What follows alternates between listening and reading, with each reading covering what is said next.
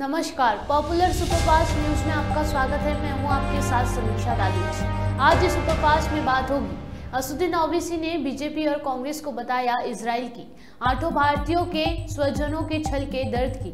बात करेंगे लोगों की मौत चिंताजनक, यूएन में भारत ने की हमलों की निंदा की। ईडी की छापेमारी पर संजय राउत ने बीजेपी पर साधे निशाने की। मुख्यमंत्री योगी आदित्यनाथ ने पीओके को लेकर दिए बड़े बयान की। साथ ही जानेंगे सीएम शिवराज ने कांग्रेस पर बोले हमले की। राम मंदिर उद्घाटन में पीएम मोदी के जाने का जमीयत ने किया विरोध की। बात करेंगे सीएम नीतीश के साथ जेडीयू अध्यक्ष ललन सिंह पहुंचे सहरसा की। राष्ट्रीय एकता दिवस पर स्टैच्यू ऑफ यूनिटी पर होगा भव्य आयोजन की। और आखिर में बात होगी छाया 700 पर संकट, 300 पार पहुंचा AQI की। इसके साथ ही और भी तमाम बड़ी खबरों से आपको कराएंगे रूबरू। तेलंगाना में विधानसभा चुनाव को लेकर सियासी घमासान शुरू हो गया है। AIM चीफ असदुद्दीन ओवैसी ने बीजेपी और कांग्रेस दोनों पर हमला बोला है। उन्होंने कहा कि तेलंगाना में कोई मुद्दा नहीं है, इधर से ये बोलेंगे ओवैसी, उधर से बीजेपी वाले कहेंगे B टीम।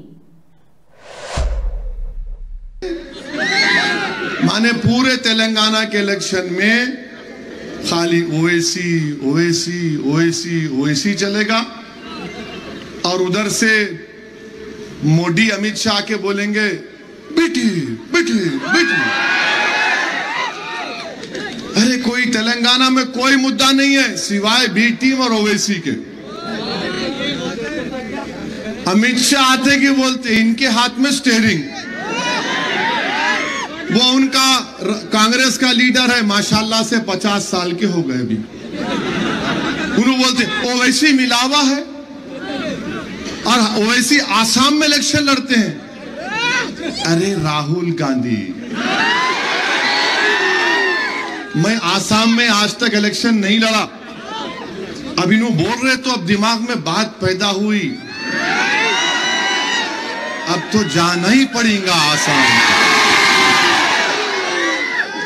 जरा पढ़ के लिख के आओ। ओवैसी जहां लड़ते हैं वहां इनको फायदा हो जाता। अमेठी क्या मेरी रू जाके लड़े थी, तुम हार गए सो। अमेठी कैसा हार गए आप, वो नहीं बोलते। 185 लोकसभा सीट पर सिर्फ कांग्रेस बीजेपी का मुकाबला हुआ, माने इजराइल और इजराइल का मुकाबला हुआ। 185, आज से दोनों का नाम क्या रख देंगे? हाँ, इजराइल। तो 185 सीट पर कांग्रेस और बीजेपी का मुकाबला। कितने जीती कांग्रेस? 16। 2019 में चेक कर लो आप, मैं झूठ नहीं बोल रहा। 16 जीते।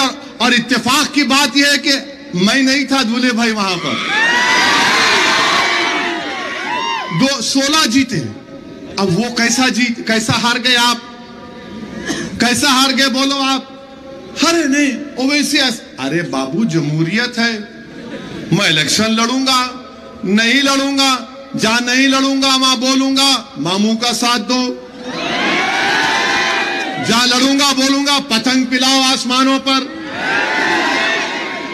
तो अब मालूम जहीराबाद और मुनुगुडू से बात मालूम हो गई कि बीजेपी और कांग्रेस दोनों औले जौले भाइयां हैं।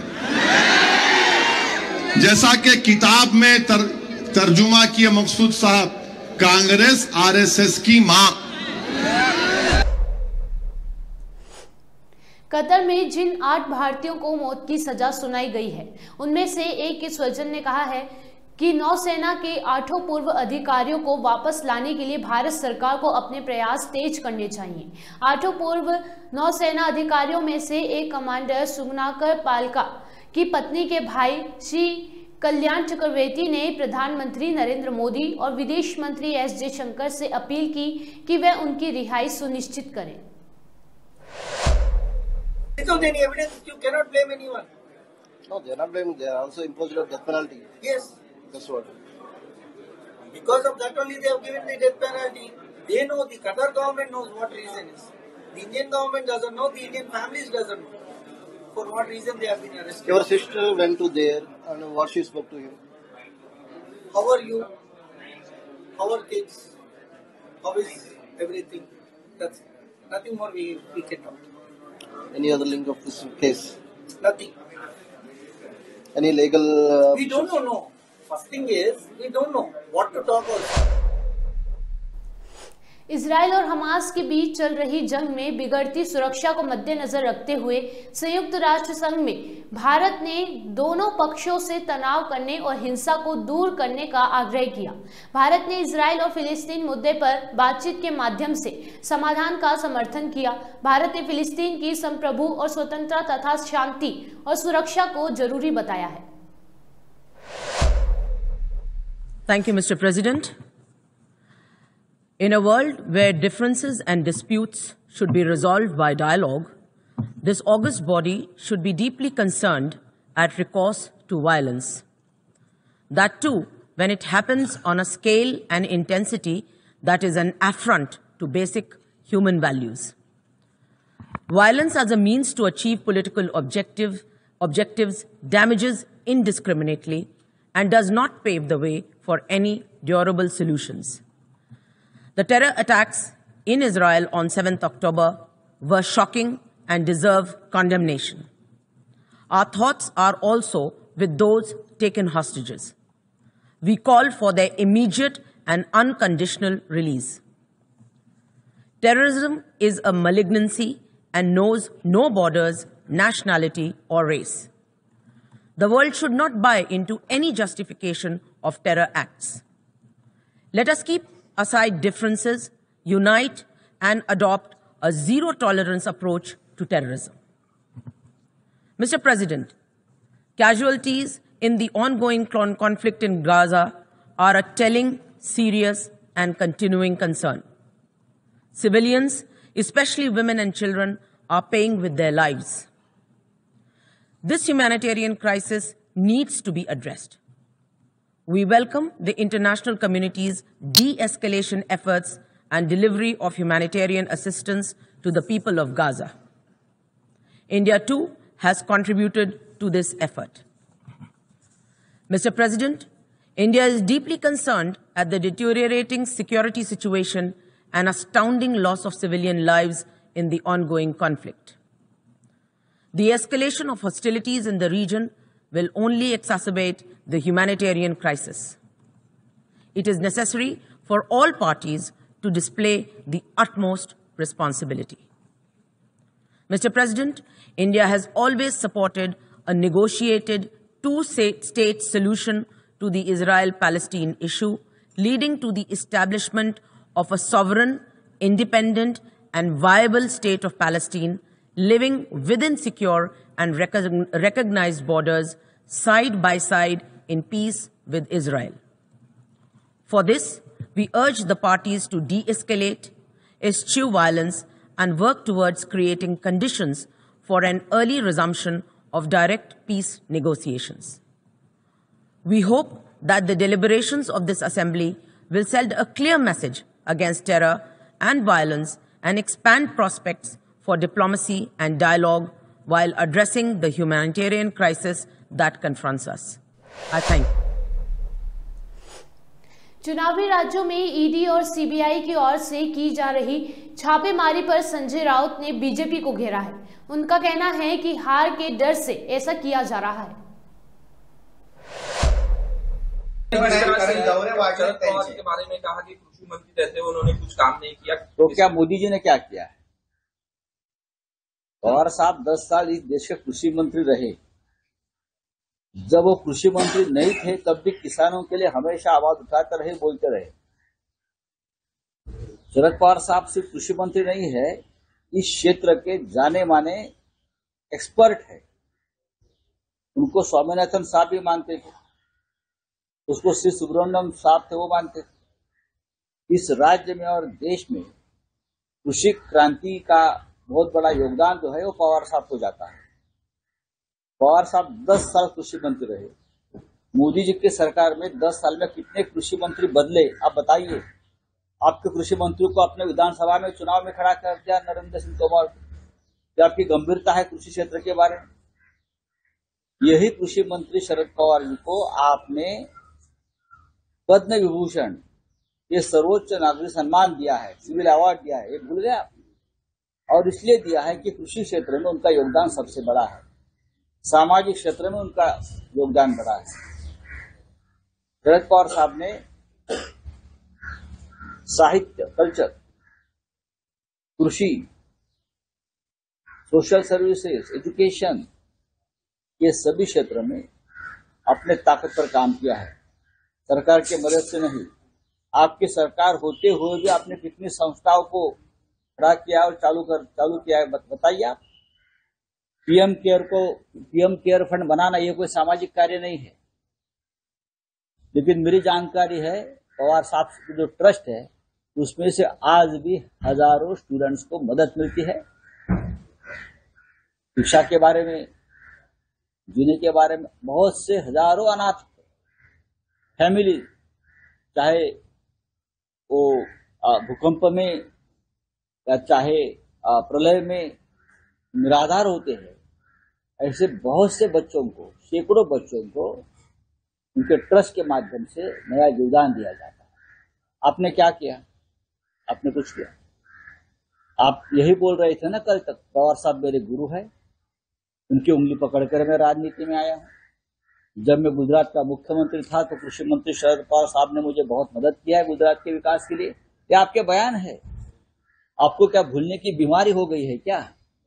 अगर भूलने की बीमारी है तो आप इलाज करें। ऐसा आप देश के प्रधानमंत्री हैं, ये आपको शोभा नहीं देती, लेकिन आप यहां आकर महाराष्ट्र के नेताओं की बदनामी करते हो। जो राजनीतिक दल और संगठन महाराष्ट्र के स्वाभिमान के लिए लड़ते हैं, उनके नेताओं के आप पर ये कीचड़ उछालते हो, ये ठीक नहीं है। और वो भी शिंदे और मोदी, अजित पवार के सामने। उनको तो आपने इस तरह से बना दिया है कि गुलाम भी अच्छे हैं। सर, आपने कहा अजित पवार के सामने इस तरह से कहा, शरद पवार की बुराई। अजित पवार ने मन से उठकर जाना चाहिए था। बाला साहब ठाकरे के बारे में वो बोल सकते हैं, बोल सकते हैं। आज शरद पवार साहब के बारे में बात की है और कल एक बाला साहब ठाकरे जी के बारे में इस प्रकार की बात करेंगे। आप देख लीजिए, उनको किसी के बारे में, उनके मन में रिस्पेक्ट नहीं, आदर नहीं है। न अटल जी के बारे में है, न आडवाणी जी के बारे में है।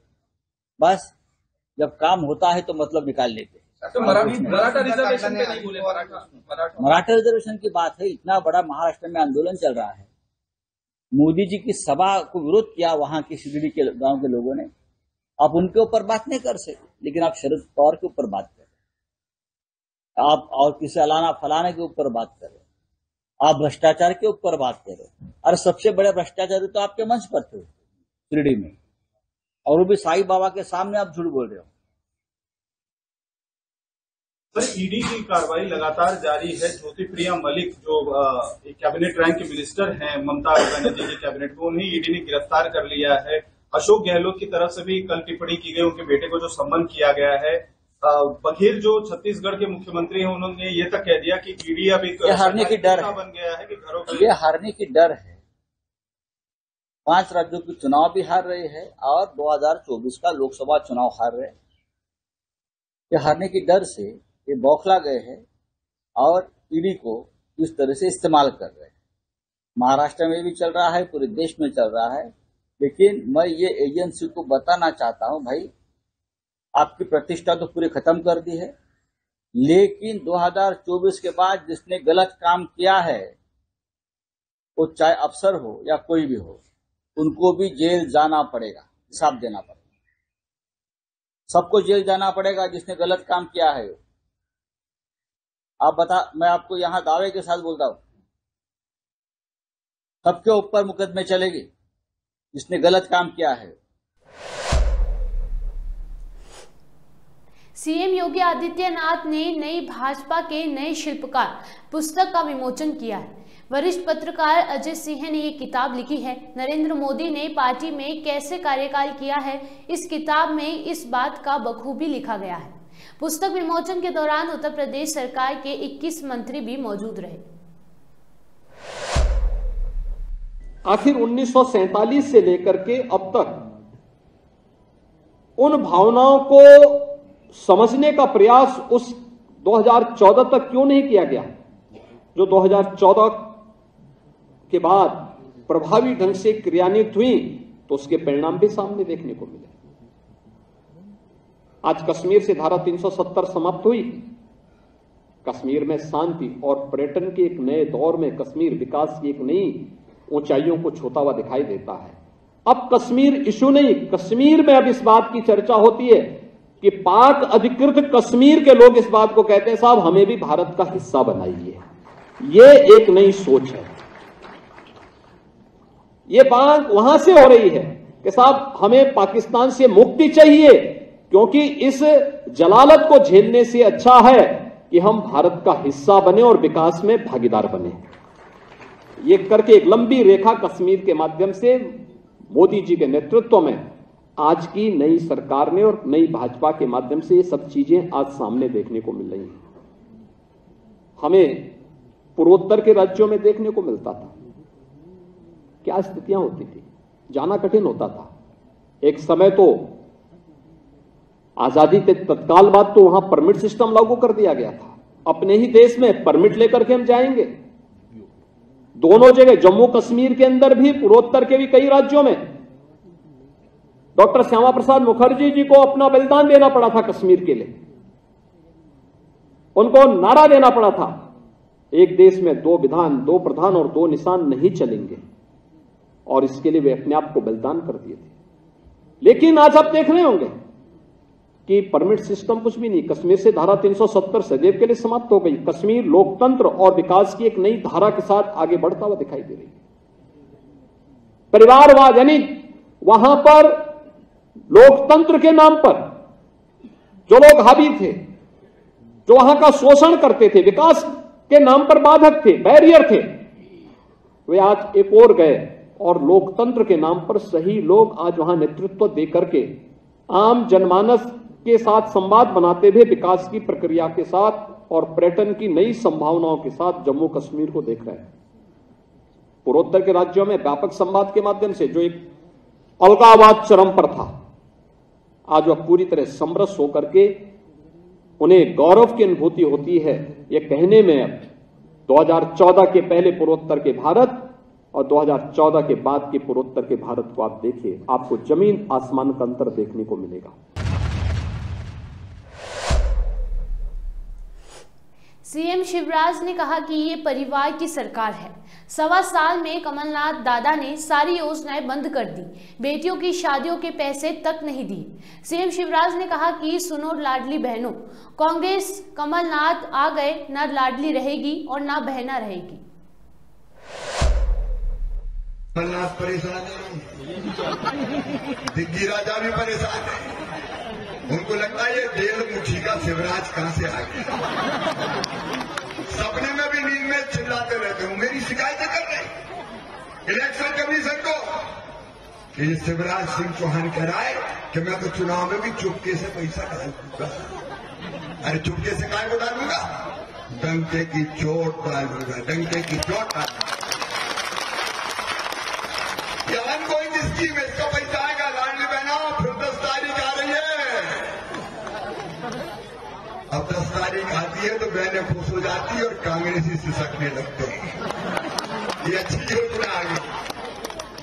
और एक बात याद रखना, ये लाडली बहना तभी तक है जब तक भैया है भारतीय जनता पार्टी की सरकार है।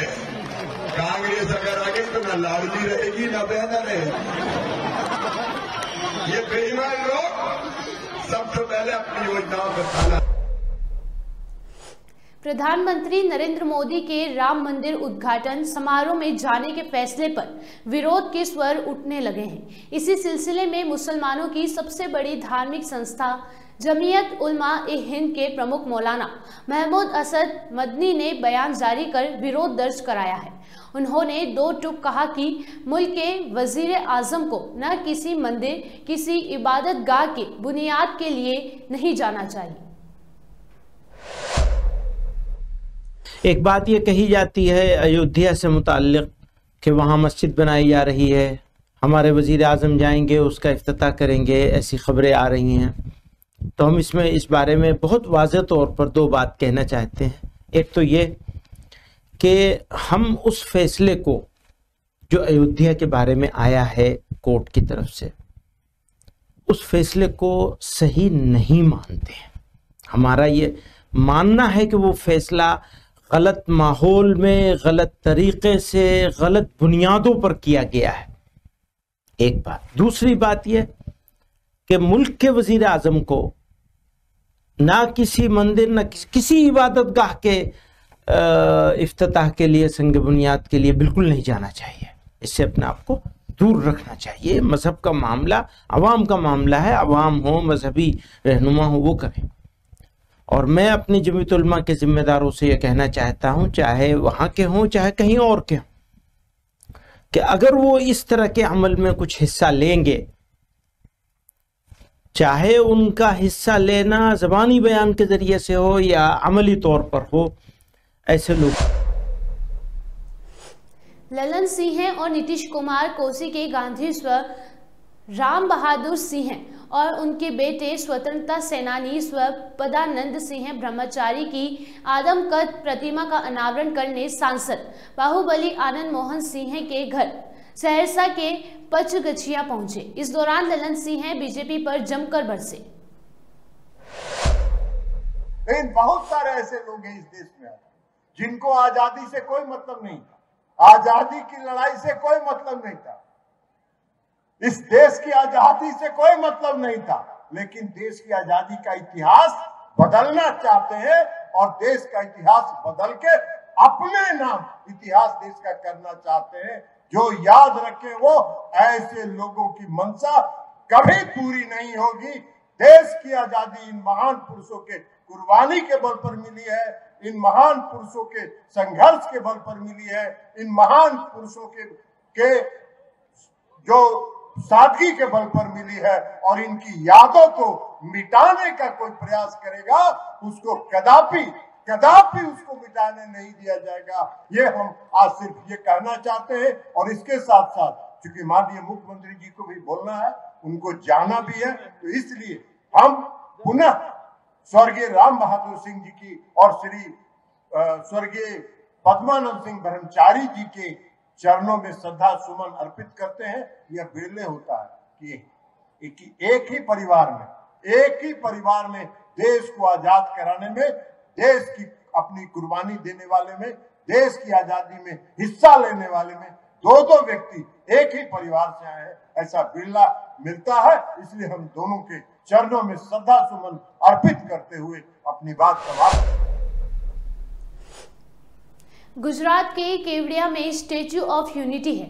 आजकल वहां जोरदार तैयारियां चल रही हैं, परेड की रिहर्सल हो रही है, साथ ही देश भर से आए कलाकार सांस्कृतिक कार्यक्रमों को धार दे रहे हैं। 31 अक्टूबर को राष्ट्रीय एकता दिवस पर पीएम मोदी यहां मौजूद रहेंगे। मौसम में बदलाव के साथ साथ राष्ट्रीय राजधानी में वायु प्रदूषण भी बढ़ता जा रहा है। शुक्रवार को आलम यह है कि शुक्रवार को लगातार 5वें दिन भी खराब बनी रही। दिल्ली के 9 इलाका की हवा बहुत खराब श्रेणी में पहुंच गई। इन सभी जगह का एयर क्वालिटी इंडेक्स 300 के पार चला गया है। सुपरफास्ट टॉप 10 न्यूज में आज के लिए इतना ही। देश और विदेश की तमाम बड़ी खबरों से जुड़े रहने के लिए देखते रहिए पॉपुलर टीवी।